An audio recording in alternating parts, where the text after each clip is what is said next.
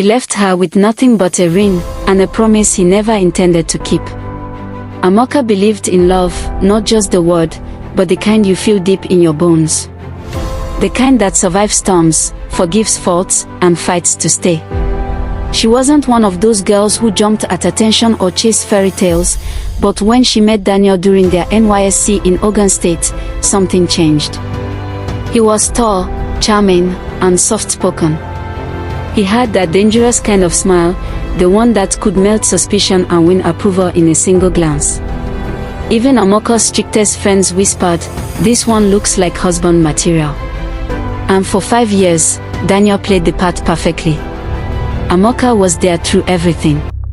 When Daniel lost his first job and had nowhere to go, she didn't hesitate. She welcomed him into her one-room apartment, sharing her space, her food, her dreams. When he had an idea for a business and needed help, she handed over her life savings, no contract, no condition, just faith. He promised her the world. And when things finally started looking up, when his business began to breathe, when his shirts got crisp and his phone never stopped ringing, he gave her a ring. It wasn't fancy.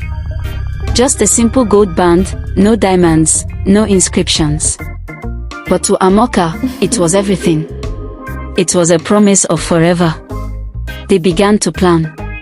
She found a small hall they could afford. Started looking at colors, drawing invitation designs. She even took sewing lessons to make her own wedding gown and cut costs. But something began to shift. Daniel started missing calls, canceling dinner dates. He was always too busy, too tired. The man who once couldn't go a day without seeing her now couldn't find a moment to answer a simple text.